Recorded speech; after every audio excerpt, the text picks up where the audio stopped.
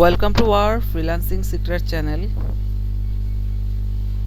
আজ আমরা সিএসএস এর ব্যবহার সম্পর্কে জানবো। সিএসএস কি, সিএসএস কিভাবে কাজ করে, সিএসএসটা আমরা কিভাবে ইউজ করতে পারি।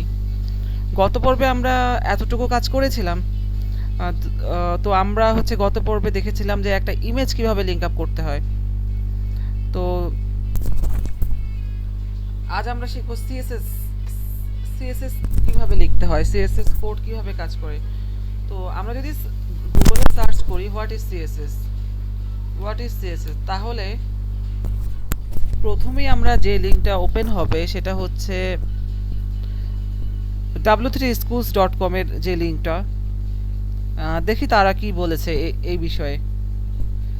অ্যাকচুয়ালি তারা প্রথমে যেটা বলেছে সিএসএস এর ফুল মিনিং যেটা, সেটা হচ্ছে ক্যাসকেডিং স্টাইল শিট। তারপর তারা যেটা বলেছে C S S describe how HTML elements are to be displayed on screen, papers or in other media. অর্থাৎ সিএসএস সবসময় মানে HTML এর যে এলিমেন্টগুলো ডেসক্রাইব করে হচ্ছে সিএসএস, এবং HTML এর এলিমেন্টগুলোকে ডিসপ্লে করতে হেল্প করে হচ্ছে সিএসএস। ডিসপ্লে করতে হেল্প করে স্ক্রিনে, পেপারে, অর্থাৎ যে কোনো মিডিয়ায় বা ডিভাইসে। অর্থাৎ অর্থাৎ তারা যেটা বুঝাইছে সেটা হচ্ছে HTML দিয়ে যে কোনো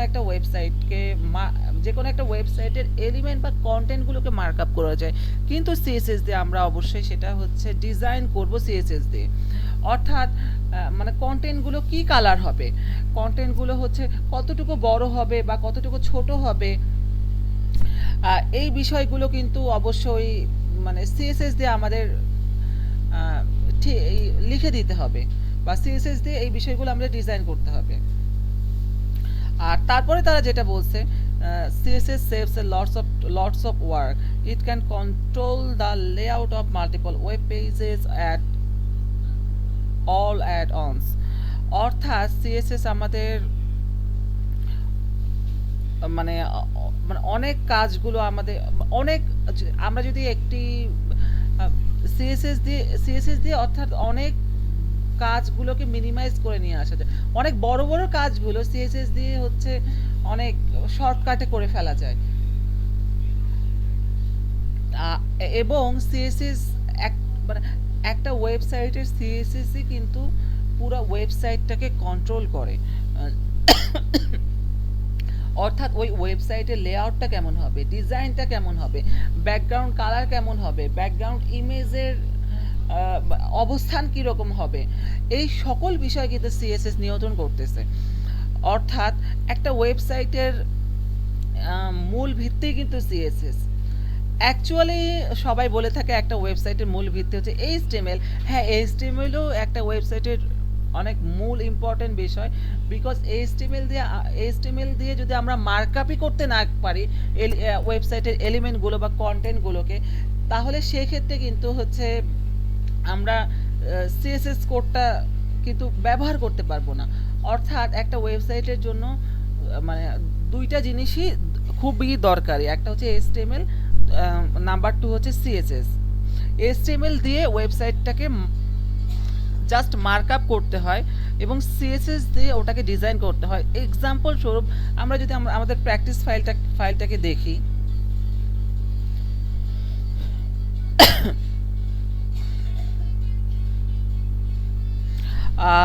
অ্যাকচুয়ালি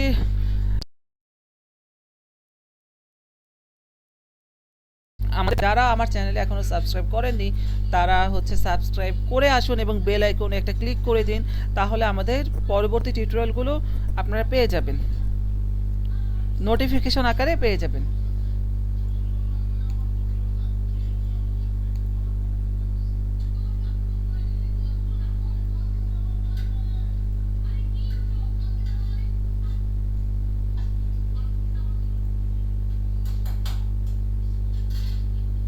ওকে, এই আমাদের প্র্যাকটিস ফোল্ডার। আমরা গতদিন কাজ করেছিলাম, গতদিন আমরা দেখেছিলাম একটা ইমেজ কিভাবে একটা ইমেজ কল করতে হয়, সেটা আমরা গতদিন দেখেছিলাম। কিন্তু আমরা গতদিন কোনো সিএসএস এর ব্যবহার দেখিনি। আজ আমরা সিএসএস এর ব্যবহার দেখব। এই আমাদের ভিজিটর ভিউ। আমরা আর এই আমাদের ডেভেলপার মোড, অর্থাৎ নোটপ্যাড দিয়ে এটা আমরা ওপেন করে কাজ করেছিলাম আর কি। তো এখন যদি আমরা এখানে সিএসএস অ্যাড করতে চাই, তাহলে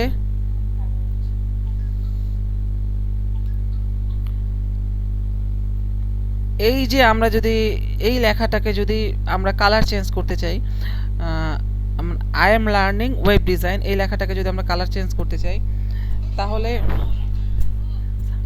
তাহলে হচ্ছে তাহলে হচ্ছে এই যে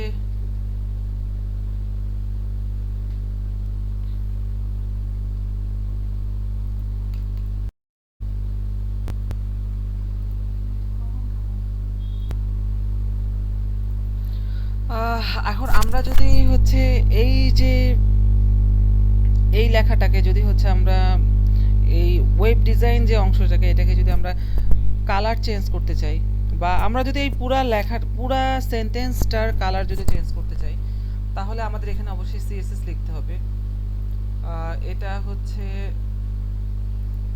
চলুন দেখে আছি কিভাবে সিএসএস লিখবো আমরা।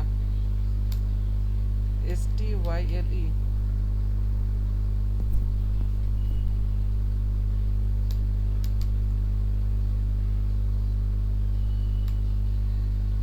Colour,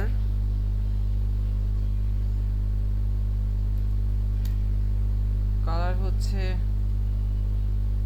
red.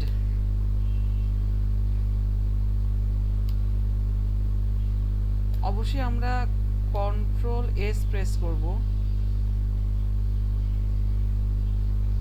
আমরা সেভ করার জন্য অবশ্যই কন্ট্রোল এস প্রেস করব।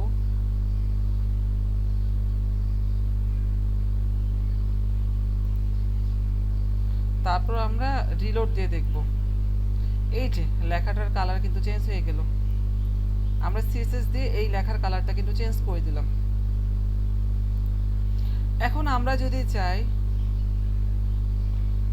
এই লেখাটা আরো বড় হবে, তাহলে আমরা অবশ্যই আমরা সিএসএস দিয়ে বড় করতে পারবো। আমাদের ফন্ট সাইজ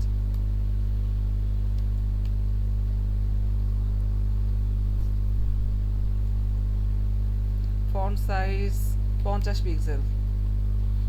আমরা কিন্তু ইচ্ছা মতো লেখাটা বড় করতে পারবো সিএসএস দিয়ে।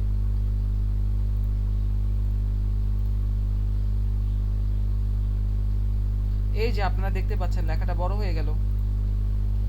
এখন আমরা যদি চাই এটার হচ্ছে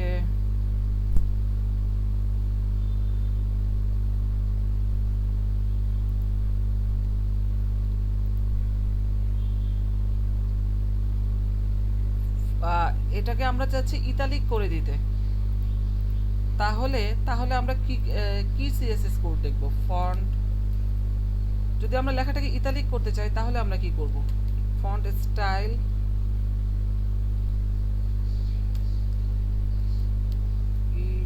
ইতালিক, সেভ দেওয়ার পর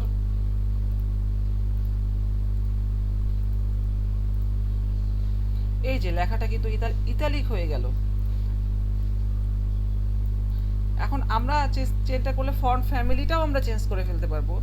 ফন্ট ফ্যামিলিটা হচ্ছে আমরা যদি অন্য যে কোনো একটা ফন্ট ফ্যামিলি দিই,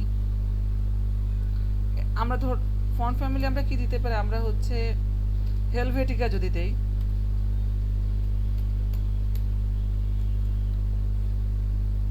ফন্ট ফ্যামিলি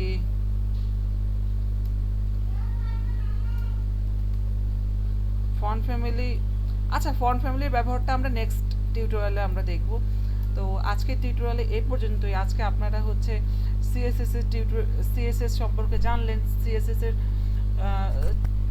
সিএসএস দিয়ে কিভাবে আমরা একটা কন্টেন্টকে ডিজাইন করতে পারবো, বা একটা কন্টেন্টের কালার, কন্টেন্টের হচ্ছে সাইজ, মানে ওই লেখাটাকে কিভাবে বড় করব, তারপর হচ্ছে লেখাটাকে কিভাবে ইতালিক করব, মানে যাবতীয় বিষয় চেঞ্জ করা যায় আর কি সিএসএস দিয়ে। তো আজকে টিউটোরিয়াল এ পর্যন্তই। পরবর্তী টিউটোরিয়ালের আমন্ত্রণ জানিয়ে আজকে এখানেই শেষ করছি।